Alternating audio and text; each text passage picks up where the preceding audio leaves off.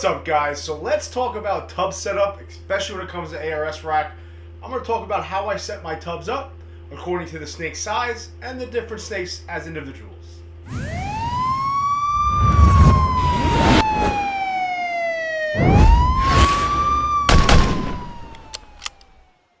What's up, YouTube? It's Baker. Welcome back to Blue Line Morphs, guys. If you're new to the channel, man, please subscribe. Hit that notification bell. Give me a thumbs up. We are a new ball python breeding channel. Check me out on Instagram, blue_line_morphs, and my Facebook page, Blue Line Morphs. All right, we got down to 15 seconds, guys. We're turning back. What's going on? It's Friday.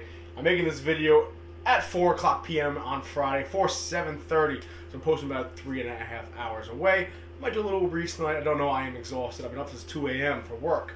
That being said, nothing really going on, man. We did have our first litter of regular Norwegian rats. My second colony of ASFs, they ate each other. They ate the babies, rather. I had 2 pinkies left over. I actually threw them in with the Norwegian rat mother to see what would happen. And so far, she's nursing them. So I find that really interesting. I'm going to maybe do a whole video on that. We'll see how that pans out. I have had a couple people tell me to put the ASF pups or pinkies in with the other rat because they'll kind of become a surrogate mother.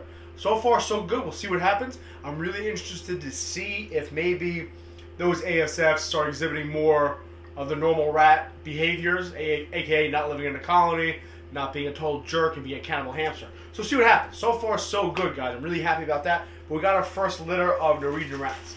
That being said, man, I finally got over to my post office box with my hours, guys. To be completely honest with you, I just forget and I get lazy. The humidifier is cranking. I get lazy. That's my fault. I apologize, guys. That being said, we got some new stickers up here. All right, we got Redwood over here. We got Riker down here. Morph's a different color, man. I took your sticker off. She changed your logo. So I really want one of those new Asylum stickers. They look really cool. So let me know. I want to put that on there. We got a bunch of new stickers, but I got some t-shirts that actually I want, if you're going to send me a t-shirt, I want to open it on my channel. We're both Billy a little bit, plus give you guys a little shout out. So we got my boy Jose from Grab Your Balls. He's over in New York too. He's another city guy. Definitely check him out on Instagram, Grab Your Balls. That's the name of his company. Let's see the t-shirt he sent me. I'm just going to throw this on the floor for now. Oh, stickers! Shit. Sorry, Jose. I got your sticker ready, bud. Alright, we'll put another one on there. Whatever. What size we got? XXL. You right. Alright. Nice solid t-shirt, man. Really happy with that. Thank you so much, Jose. You got his Instagram on the back, man. Really happy about that. Thank you so much, Jose. We'll throw that over there for now. I dropped 2 of your stickers, but we'll pick them up in a second. The second t-shirt I got is from my boy Mikey. Alright. He's over there. I got him up here. MK Ball Python. Definitely check him out on Instagram. I'll try to link both their Instagrams down below on my channel. Definitely go check him out. He is the kid that bought my first ever ball python that I produced. He was my first sale. Okay, so I'll remember Mikey for the rest of my life, man. And hopefully he'll buy some more stuff. That's what we got in here. Got a card from Mikey. Got shit all over me. Thank you. Thank you for being awesome to Michael. And no worries, man. Mikey, you're my buddy, bro. I plan on seeing you at shows and hanging out with you. Oh, my man made me a custom shirt. Ah, you're the man, dude. I thought you made just like a Blue Line Morph shirt. I mean, MK Balls shirt. Oh, shit, Mikey. Man, that's awesome. Wow, dude. Thank you so much, man. My man's got a custom shirt for me. We got the Blue Line Morphs. We got the Blue Line flag, which I got up over there. Be safe. Always watch your 6. My man, dude. He's got my stupid catchphrase at the back. And of course his logo right there. There's his Instagram channel, guys. Make sure you guys go check him out. Ah, thank you so much, Mikey. I'm gonna hit you. I'm gonna message you once I get done doing this. Oh, and he's got my name on the sleeve. Damn, Mikey, you're the man, bro. Thank you so much, man. I really appreciate that. That means a lot. Thank you so much. All right. Damn, that was awesome, dude. Thank you. Custom shirt. Damn, I didn't have my own shirt yet. All right. Listen, Mikey, you're the man, bro. MK Balls. And then Grab Your Balls, Jose. I threw stickers on the floor. But I got them over here, just slightly off camera. Definitely check them out. I'm gonna down below. I'll tag their Instagram channel. Anyway, today's video is gonna be about tub setup. Okay.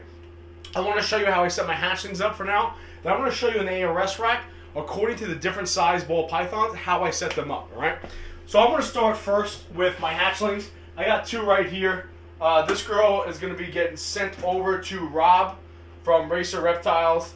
He's like me. He's emotional and sensitive and wants me. I'm going to take the water dish out. But essentially, I have this water bowl here. Really simple how I set them up, man. I got the water dish. I put it right in here. This is a 6-quart tub.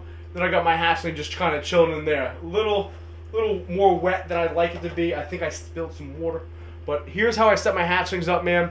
This I just have in a sea serpent rack, which is the PVC racks.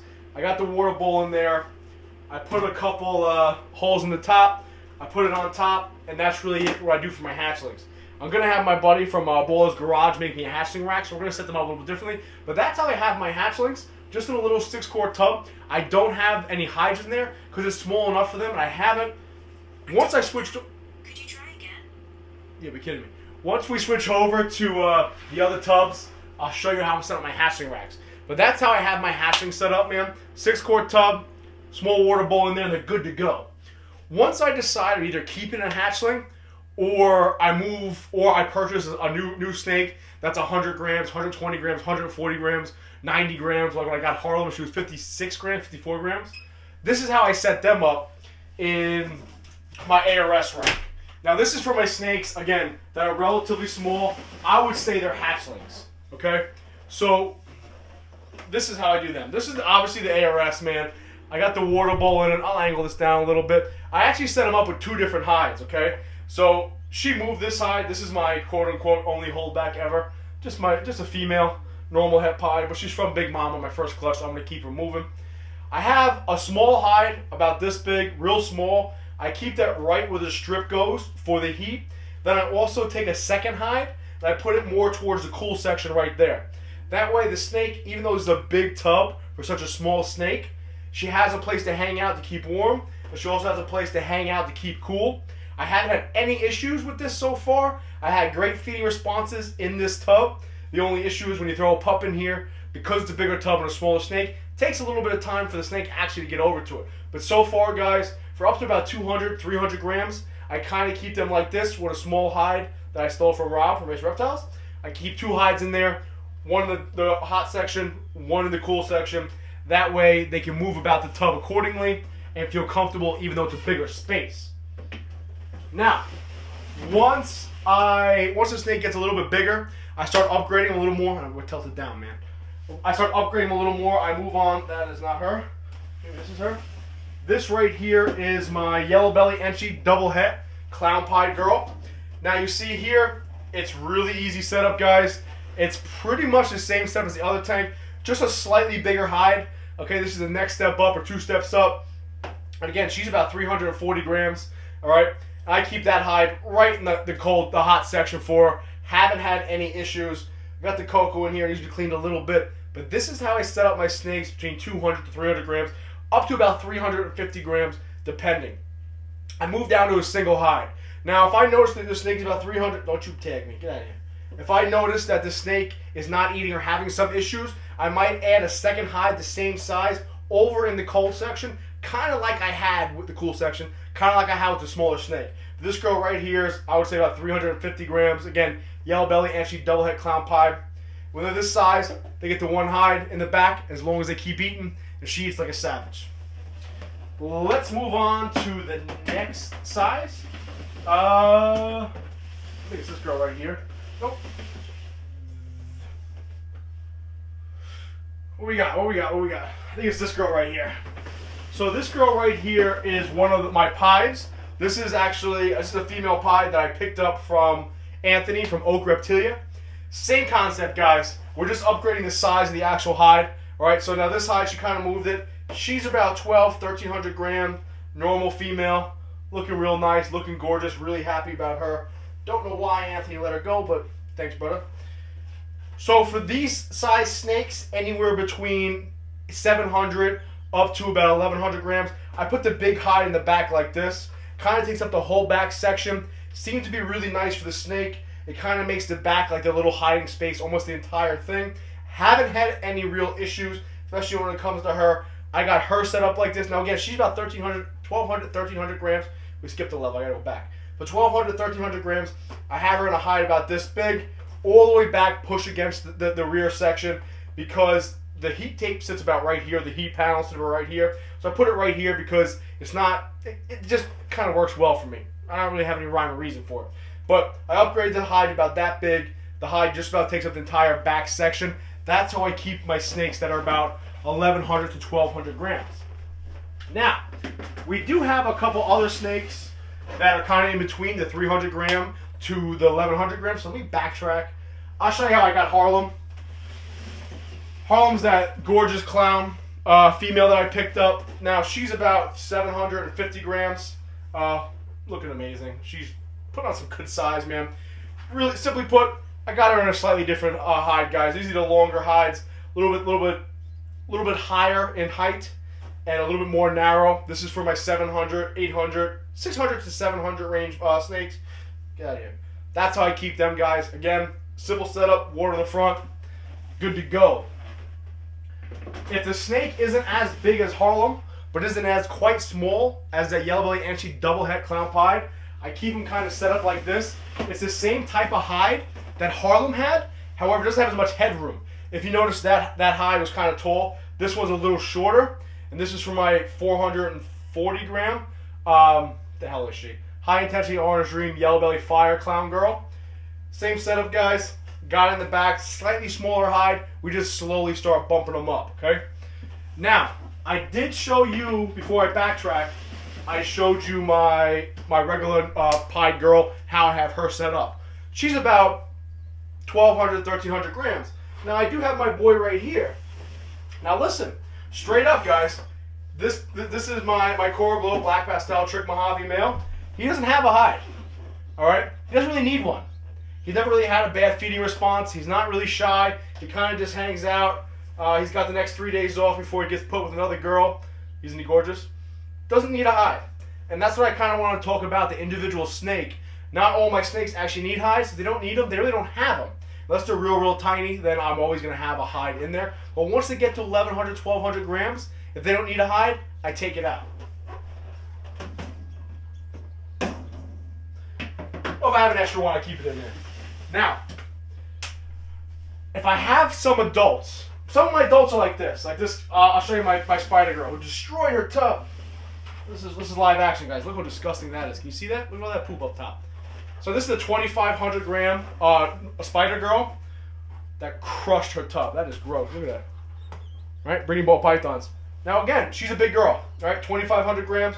Can't really put a hide in there. I could find a hide. I'll show you what type of hide she could use. I had a couple of other adults in. But when they get this big, man, to me the tub's like a giant hide. I haven't had any real issues with my snakes that are over 1,500, 1,600 grams, especially up to like 2,500 grams like her. Like we go over to, this is the Banana Anchi Pastel Butter Girl who also destroyed her tub. Now she's about 1,700 grams. Now again, God, you guys are doing work in your tubs. You better get out of here. I don't know. All right. No hide needed. Eats like a savage. No big deal. She's about 1,700 grams. But she eats well, so I don't put a hide in there. They all poop today, apparently. So I don't put a hide in there. Now, what happens if you have an adult that size, 1,600, 1,700 grams, that's having problems eating?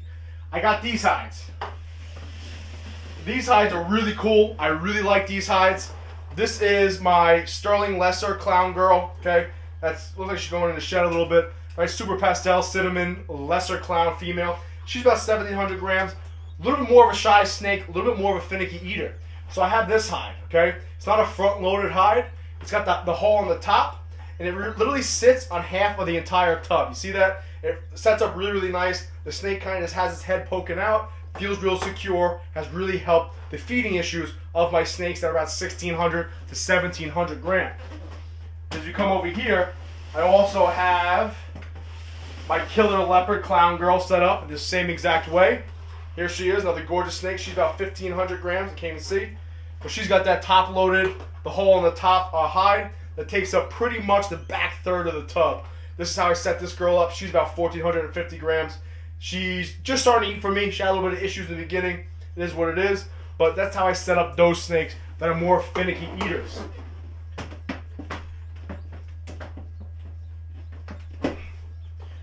Come on, honey.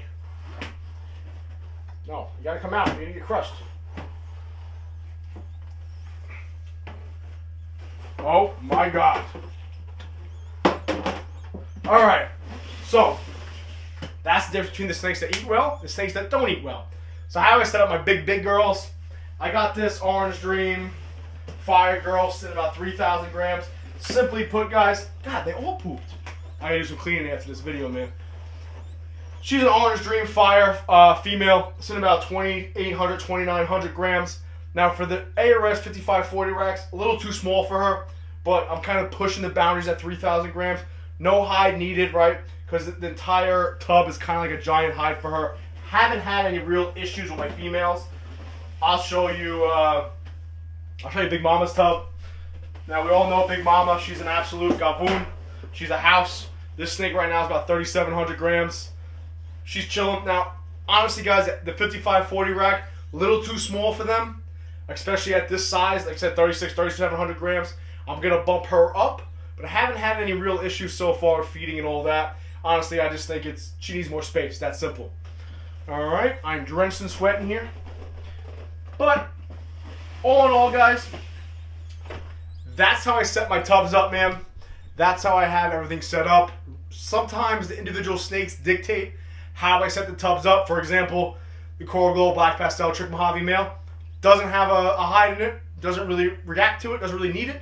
All my snakes that I put a hide in, they're going to go inside of it. It's just that simple. But some of them just don't have hides, all right? If I see they start having feed issues or a little more nervous snake, they're going to get the hides. If they're really small, they get multiple hides in there.